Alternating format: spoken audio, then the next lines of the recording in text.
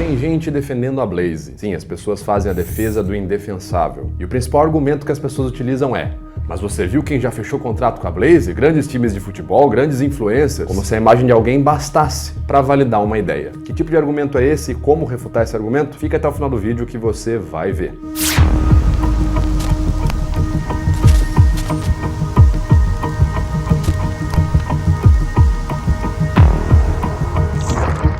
Fala aí pessoal, beleza? Aqui quem fala é o Vitor Santos, eu sou especialista em comunicação e comportamento não verbal e você está no canal Metaforando, o maior canal de linguagem corporal do mundo. E sim, hoje nós vamos falar sobre o caso Blaze, mais especificamente sobre o que aquelas pessoas que estão defendendo a Blaze estão argumentando, como que está sendo a linha argumentativa e o que eles estão utilizando ali como justificativa para defender a parceria que tem com a Blaze. Porque sim, a vasta maioria dos casos quem está defendendo a Blaze é justamente quem tem uma relação de parceria com ela. Essas pessoas, quando são questionadas sobre a licitude da Blaze, alegam coisas como: mas você viu quem já fechou com a Blaze a parceria? Grandes influencers? Grandes times de futebol? Você acha que se essas pessoas grandes fecharam com a Blaze, ela não é confiável? Como se a imagem de alguém realmente bastasse para validar uma ideia ou uma opinião que você tem. E esse tipo de argumento é muito comum aqui na internet hoje em dia, a gente vai falar sobre ele. Que argumento é esse quando eu uso a imagem de alguém para validar o que eu estou falando? Quais as falhas desse argumento? Como refutá-lo? Inclusive utilizaremos um exemplo real de um canal do YouTube que fez uma argumentação nesse estilo defendendo a Blaze. Mas você que está perdido, não está entendendo do que eu estou falando, vamos começar do começo. O que é o caso Blaze? Nos últimos dias, muito tem se falado sobre a plataforma de apostas online chamada Blaze. Muitos influencers e grandes figuras do esporte são patrocinados por essa marca e a divulgam nas suas redes sociais, como por exemplo é o caso de Neymar. Além de ser um dos maiores jogadores de futebol do mundo, é atualmente o maior influencer esportista brasileiro, tendo mais de 200 milhões de seguidores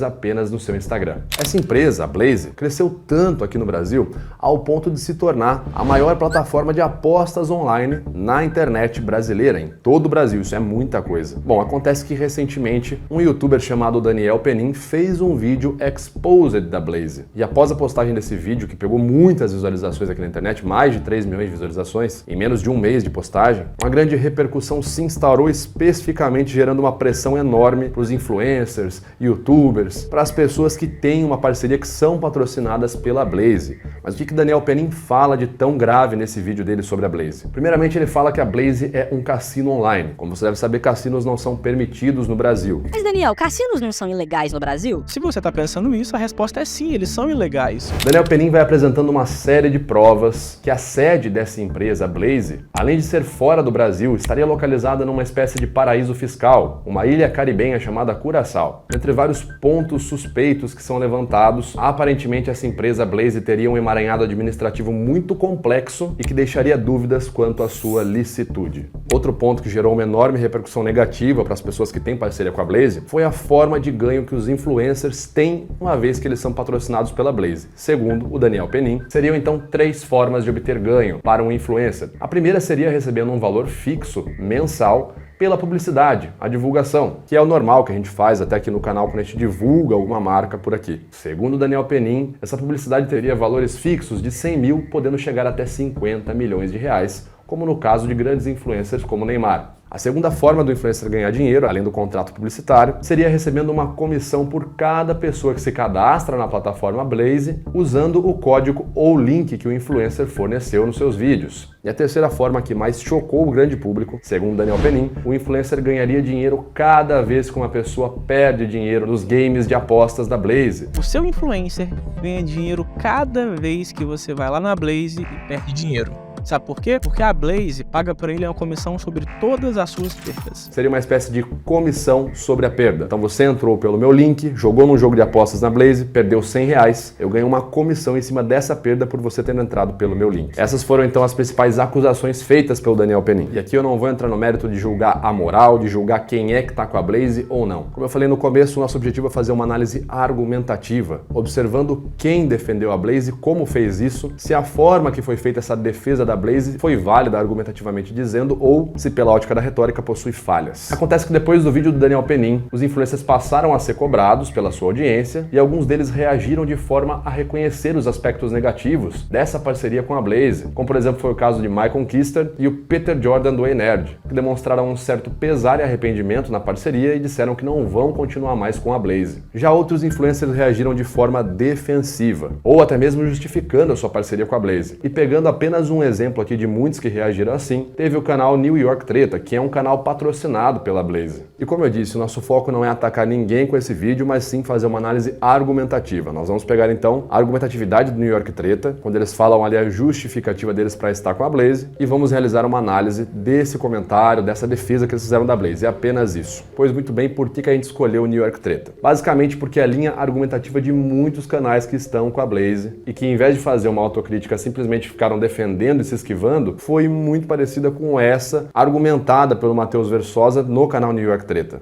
E como que é esse padrão argumentativo de quem defendeu a Blaze? Em geral, eles não criticam as acusações levantadas pelo Daniel Penin, mas sim focam a sua contra-argumentação nas pessoas envolvidas nessa situação, de forma geral. Por exemplo, eles focam em quem está falando ou quem já fechou o patrocínio com a Blaze, justificaria o ato de estar com a Blaze e que, consequentemente, a Blaze seria confiável. E, em contrapartida, eles trabalham em descredibilizar quem fez a crítica, mostrando que quem fez a crítica seria uma pessoa indigna, em vez de lidar diretamente com os argumentos dessa crítica. Ou seja, em um português bem claro aqui para vocês, o Peter peidou na farofa. Afinal de contas, se ele fez tudo isso, verificou o histórico... Vamos dar uma olhada então nessa primeira linha argumentativa do New York Treta. Já de início, o Matheus Versosa, dizendo que vai se explicar sobre a Blaze, usa uma linha argumentativa dizendo algo como: nada melhor que um parceiro da Blaze falar como funciona a relação lá dentro com ela, certo? Como se a melhor pessoa para falar sobre a empresa fosse alguém que recebe dinheiro dessa mesma empresa. Temos a Blaze como patrocinadora do canal, e nada melhor do que o influenciador da própria Blaze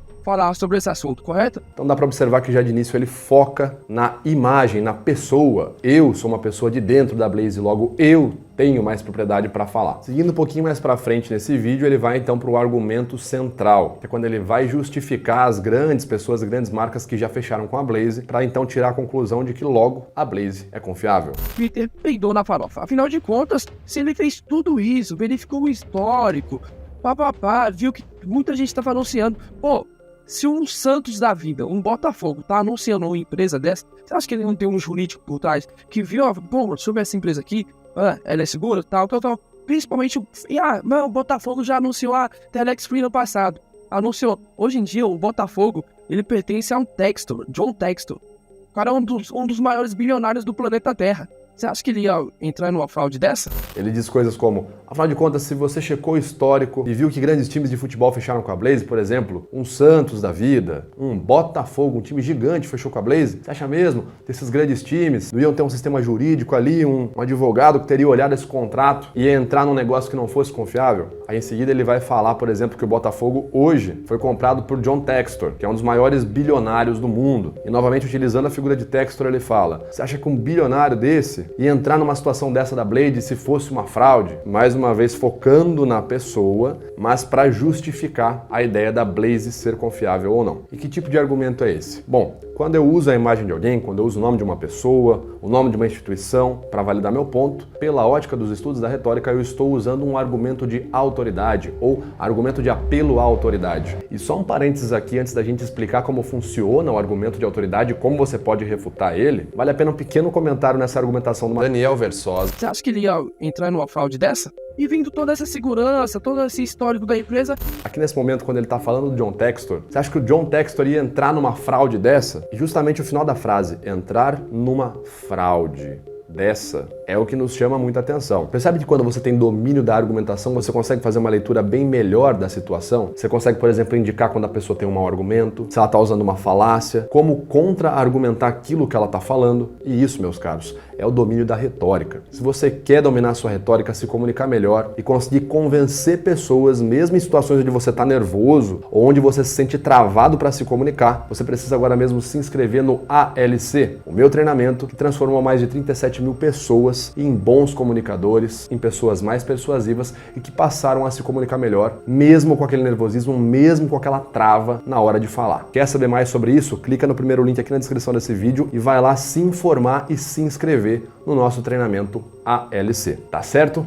Vamos continuar para a nossa análise aqui então. Pela lógica da análise do discurso, conforme observado em Getting to the Truth, isso pode ser um ato falho, que é quando eu comento algo que eu não deveria comentar, quando uma informação interna que contraria aquela minha tese externa deveria ficar guardada, mas eu acabo deixando ela vazar. E acaba gerando uma contradição. Você pode ver, se a tese dele é que a Blaze é confiável, que não é uma fraude, por que ele fala, o John Textor ia entrar numa fraude dessa? O mais correto não seria, você acha que o John Textor ia entrar numa coisa dessa se ela fosse uma fraude? Mas não, ele fala, ia entrar numa fraude dessa? Será que no fundo, no âmago do Daniel, ele mesmo duvida e acha que a Blaze possa ser uma fraude? Por isso que ele manifestou a verbalização dessa forma e disse, entrar numa fraude dessa, em vez de falar, ia entrar numa situação dessa se fosse fraude? Não sei, tô jogando aí o pensamento para vocês. Mas, voltando então para o argumento de autoridade, que é o que o Versosa faz, quando ele diz, time de futebol como o Santos, o Botafogo, fecharam com a Blaze e esses grandes times têm grandes sistemas jurídicos, logo a Blaze é confiável. Isso é um argumento de autoridade e eu te pergunto, o que é um argumento de autoridade? Basicamente, o argumento de autoridade é aquele no qual citamos um especialista ou uma autoridade em determinado assunto para justificar uma conclusão. É como se nós emprestássemos a autoridade daquela figura para justificar uma conclusão nossa. Como se aquela fonte, aquela pessoa automaticamente validasse toda a nossa opinião. Portanto, argumentos de autoridade funcionam assim. Citamos a opinião de um terceiro, um especialista, uma figura, uma empresa, enfim, uma autoridade naquele tema que estamos debatendo, para então justificar a nossa opinião, que foi justamente o que o Versosa fez. A gente dissecar esse argumento dele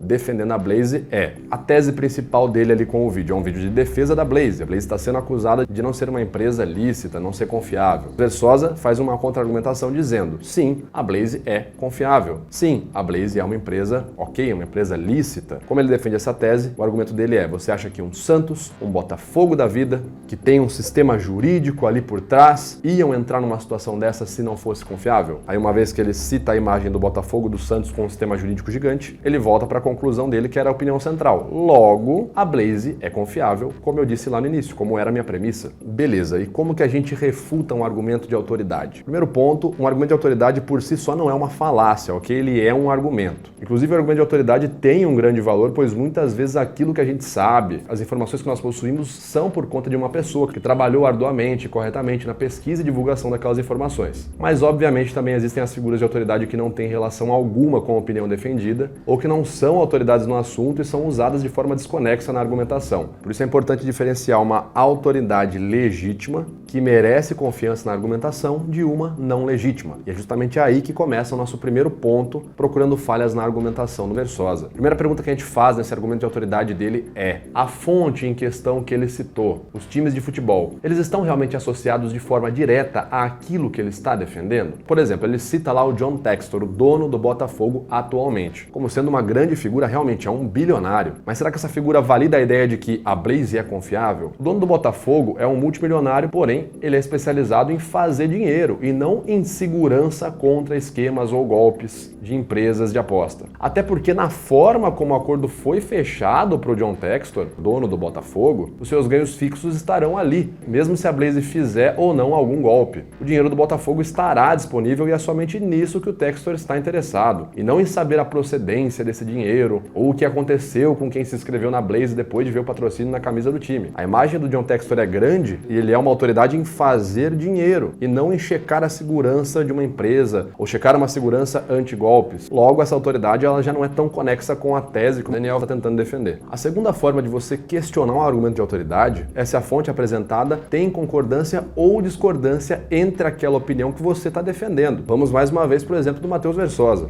O argumento apresentado por ele foi assim: você vê um Botafogo da vida fechando parceria com a Blaze. Logo, se até o Botafogo está usando, a conclusão é de que a Blaze é confiável. Então o Botafogo é uma figura de autoridade concordante com o meu argumento de autoridade para chegar na conclusão de que a Blaze é confiável. Mas se a gente pegar o próprio Botafogo como figura de autoridade, autoridade e fizer uma pesquisa histórica passada do Botafogo, nós vamos, por exemplo, descobrir que o Botafogo fechou contrato com uma empresa anos atrás, um contrato de patrocínio com a Telex Free, que foi uma empresa acusada de estar envolvida num dos maiores golpes de esquema de pirâmide até hoje na história do futebol. Pessoas, inclusive, até hoje esperam receber mais de 100 mil reais. Teve gente que vendeu a própria casa, ficou sem onde morar e caiu no golpe dessa empresa Telex Free, que tinha um contrato de patrocínio com quem? Com o Botafogo. Logo, se a gente pega o Botafogo nessa segunda versão, a nossa argumentação poderia ser: Botafogo fechou o contrato com a Telex Free, que enganou várias pessoas. Logo, se o Botafogo agora fechou contrato com a Blaze, se é o Botafogo que está usando, então com certeza não é confiável. Tá vendo como tem uma discordância? No primeiro caso, o Botafogo é uma figura de autoridade que tem concordância com a minha tese, e no segundo caso ele discorda totalmente, mas é a mesma figura de autoridade. Então, diante dessas duas fontes que apresentam uma contradição como essa, não faz sentido usar a autoridade do Botafogo, nesse caso, para estabelecer uma conclusão. Em casos assim, quando você pega uma fonte no argumento de autoridade que apresenta uma grande discordância, o adequado é fazer uma pesquisa ainda mais ampla e verificar se pelo menos a maioria das pesquisas concorda com um dos lados do debate. O Versosa, por exemplo, podia ter pego vários times de futebol e falar assim: olha, de 10 times de futebol que eu pesquisei, 9 fecharam contratos com empresas similares à Blaze e não era golpe, não era esquema e deu tudo certo. Então, a maioria fechou, logo a maioria está correta, logo esse argumento de autoridade teria muito mais valia. Mas a forma que foi apresentado pelo Versosa ali,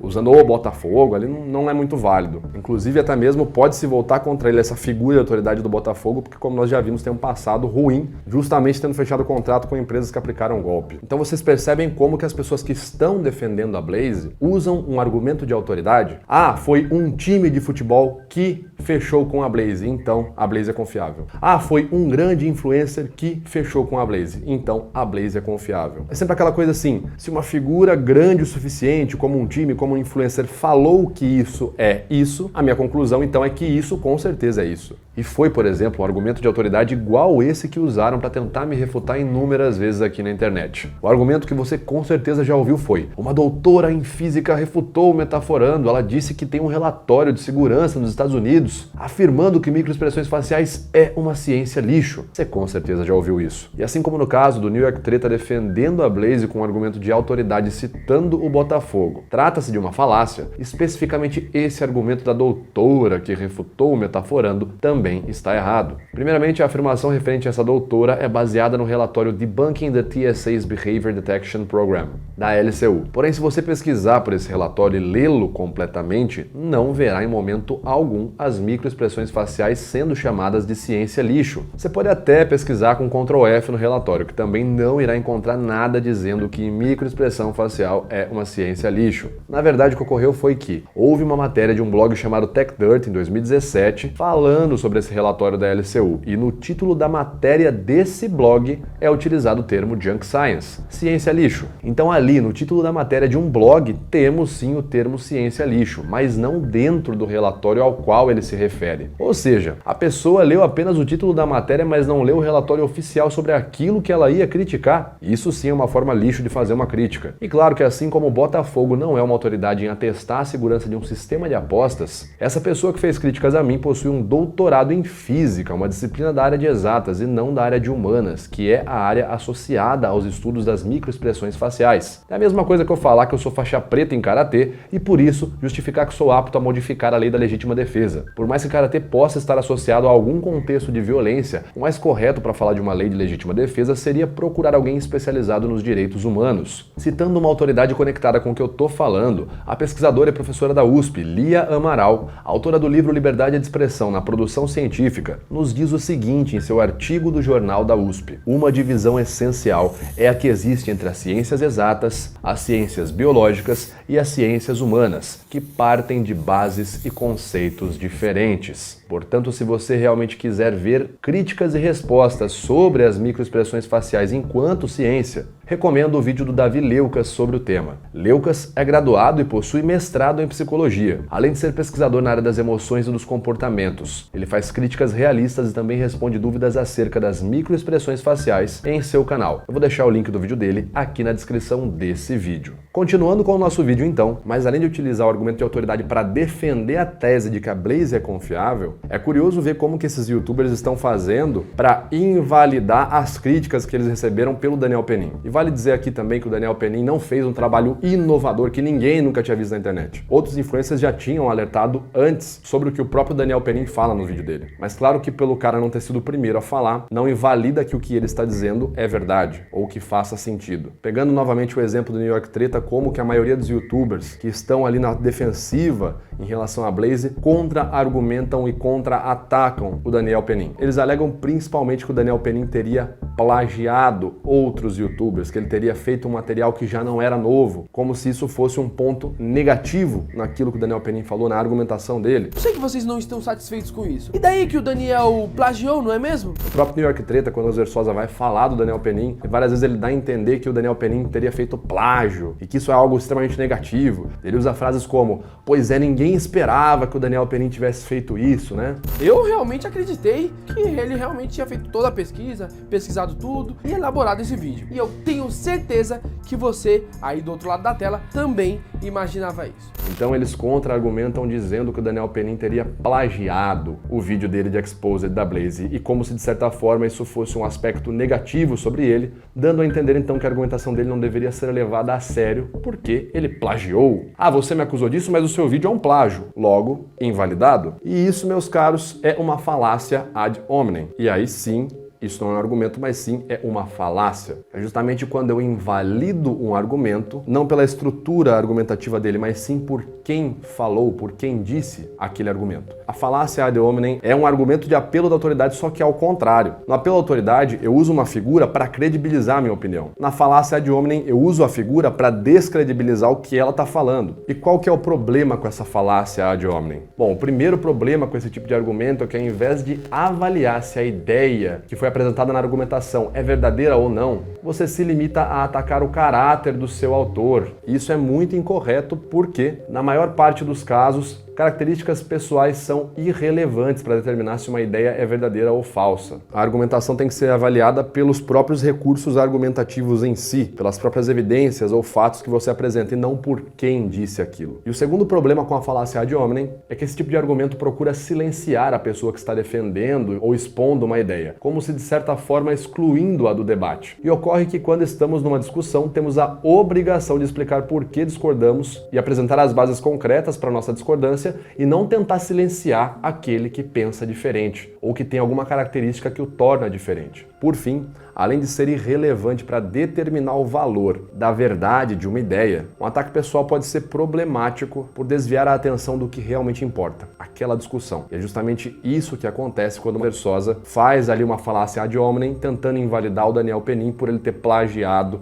um vídeo. Ele tira o foco das acusações, daquilo de mais grave que foi falado sobre a Blaze, colocando no lugar dessa discussão a ideia: ah, você plagiou, logo vamos focar nisso e não falar do que estamos sendo acusados. Ou seja, a falácia ad hominem é extremamente problemática, além de ser um argumento muito fraco e péssimo para ser utilizado quando você está querendo se defender. Pois bem, pessoal, chegamos ao fim da nossa análise argumentativa sobre a defesa da Blaze ali feita pelo New York Treta, que foi feita por muitos outros canais da mesma forma, né? Fizeram a mesma estratégia. Mas eu quero saber de você. O que você acha de toda essa situação? Você concorda com a argumentação do pessoal do New York Treta, das pessoas que usaram a mesma argumentação? Você acha que o Daniel Penin está errado na forma que ele argumentou, independente dele ter ou não copiado, plagiado outros vídeos de outros canais? Qual é a sua análise argumentativa desse caso? Coloca aqui nos comentários que eu quero saber. Não deixe também de curtir esse vídeo para que mais conteúdos assim cheguem até você, e também de compartilhar esse vídeo com aquela pessoa que você conhece que precisa aprender a contra-argumentar e parar de ficar calada.